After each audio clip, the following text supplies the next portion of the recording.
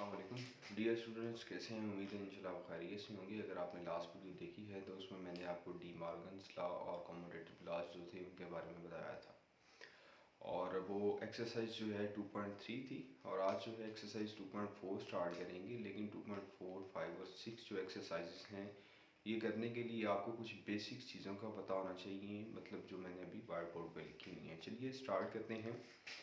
सबसे पहली चीज़ जो है वो है प्रपोजिशन। प्रपोजिशन क्या होती है? प्रपोजिशन बेसिकली स्टेटमेंट होती है जो कि या तो ट्रू हो सकती है या फॉल्स हो सकती है। नेक्स्ट जो है टाइप्स ऑफ द प्रपोजिशन है, मतलब प्रपोजिशन की कितने टाइप्स होंगी। प्रपोजिशन की बेसिकली 3 टाइप्स होती हैं। फर्स्ट जो है ये इसे पढ़ते हैं टोटोलॉजीज, और सेकंड जो है इसे एब्सर्डिटी पढ़ते हैं, और थर्ड वाली जो है इसे कॉन्टिजेंसी पढ़ते हैं। ये प्रपोजिशन की 3 टाइप्स थी। और उसके बाद आ जाता है क्वांटिफायर्स। क्वांटिफायर्स क्या होते हैं?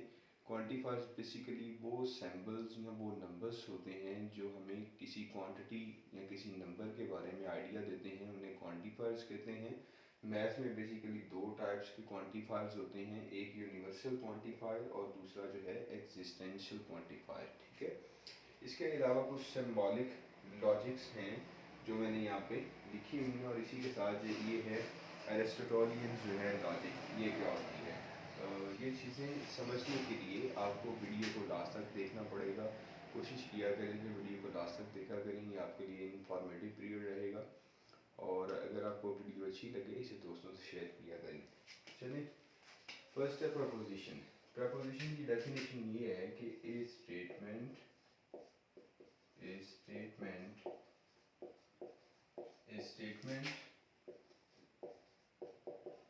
which may be true or false, which may be true or false. A statement which may be true or false is called proposition.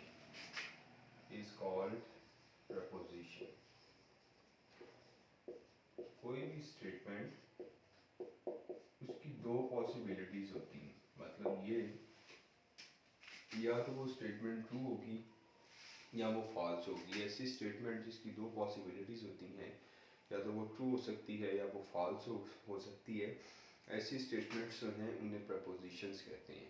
अब जो है प्रपोजिशंस की बेसिकली 3 टाइप्स होती हैं। फर्स्ट ऑफ ऑल जो है ये टोटोलॉजीज होता है, सेकंड एब्सर्डिटी, और थर्ड में जो है कॉन्टिजेंसी। कॉन्टिजेंसी जो है ये क्या होता है, ये सारी चीज़ें देखते हैं कि tautologies a statement which is always true, which is always true. ऐसी स्टेटमेंट जो कि हमेशा ट्रू ही रहेगी, इसे टोटोलॉजी स्टेटमेंट कहते हैं। इसके रिलेटेड ये जो 3 कॉन्सेप्ट मैंने लिखे हुए हैं, ये सारे जो कॉन्सेप्ट बेसिकली मैंने लिखे हैं बोर्ड में, इनके हवाले से लॉन्ग क्वेश्चन और शॉर्ट क्वेश्चन पूछा जाता है। कोशिश करें कि इसे ज़रा अच्छे से समझें। अब ये जो सेकेंडली एब्सर्डिटी क्या होती है? A statement which is always false, which is a statement which is always false। ऐसी स्टेटमेंट जो कि हमेशा फॉल्स ही रहेगी उसे हम एब्सर्डिटी कहते हैं। अब उसके बाद बचता है कॉन्टिजेंसी। क्या होती है कॉन्टिजेंसी? ये ऐसी स्टेटमेंट होती है या तो ये ट्रू और फॉल्स जो है ये एट ए टाइम हो सकती है, मतलब ये कि इसके कुछ आंसर्स ट्रू में आएंगे और कुछ आंसर्स जो हैं इसके फॉल्स में आएंगे। लेकिन ये जो एब्सर्डिटी है इसके सारे आंसर्स फॉल्स में आएंगे, और ये जो टोटोलॉजीज है इसके सारे आंसर्स जो हैं ट्रू में आएंगे। तो ये कॉन्टिजेंसी टेबल है। ये बेसिकली ऐसा टेबल होता है जो हमें ट्रू और फॉल्स दोनों वैल्यूज एट ए टाइम देता है। तो ये जो है ट्रू भी होगी और फॉल्स भी होगी, ठीक है, एट द सेम टाइम। मतलब ये कि इसमें कुछ वैल्यूज ट्रू होंगी और कुछ वैल्यूज जो है वो फॉल्स होंगी। अब नेक्स्ट आ जाता है क्वांटिफायर्स। क्वांटिफायर्स क्या होता है? क्वांटिफायर्स बेसिकली एक नंबर होता है या कोई सिंबल होता है जो हमें आइडिया कन्वे करता है डिफरेंट नंबर्स या क्वांटिटीज़ के बारे में। तो आप इसकी डेफिनेशन क्या करेंगे? ए number number or a symbol,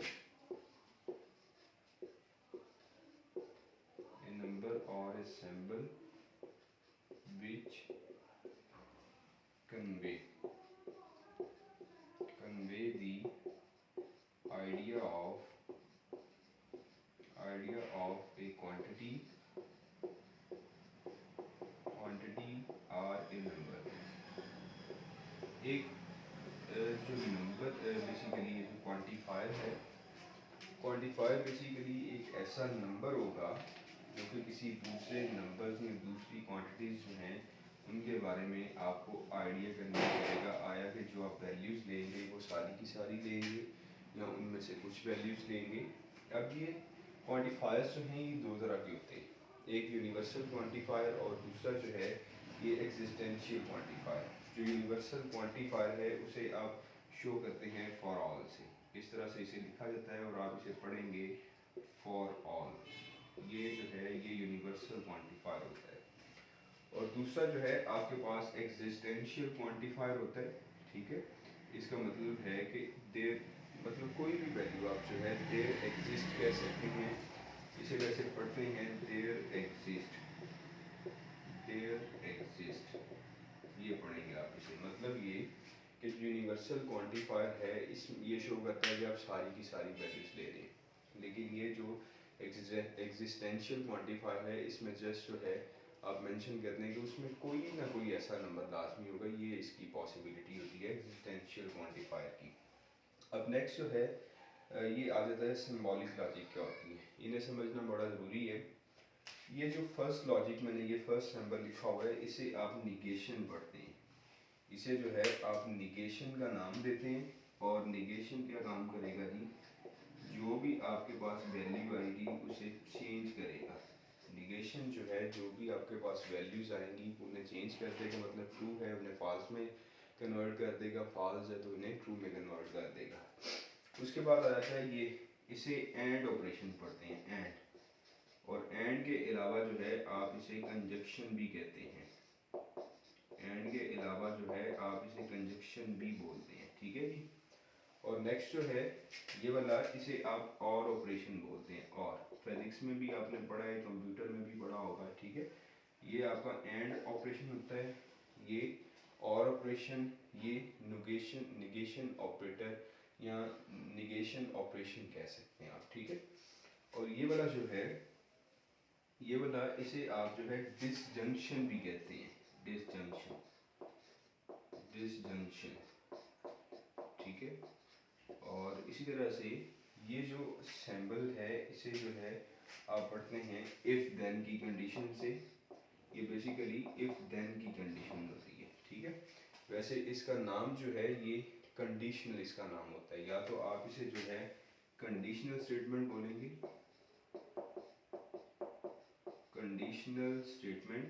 conditional, या फिर आप इसे जो है इम्प्लीकेशन जो है वो बोलेंगे, ये भी आप इसे बोलते हैं, इसका नाम है ये, ठीक है। और ये वाला जो लास्ट में बचता है इसे आप बाई कंडीशनल बोलते हैं, बाई कंडीशनल। तो ये आपके पास जो है ये बाई कंडीशनल होता है, बाई कंडीशनल, ठीक है। ये आपका जो है बाई कंडीशनल ऑपरेटर होता है। अब इन्हें अप्लाई कैसे करेंगे, लेट से P और Q जो है ये आपके पास दो स्टेटमेंट्स हैं, ठीक है। P और Q दो स्टेटमेंट्स हैं, उनके दरमियान आपने ये ऑपरेटर जो है ये वाला अप्लाई कर दिया, जिसे आपने कंडीशनल या इम्प्लीकेशन या फिर इफ देन कहते हैं जिसे आप, ठीक है।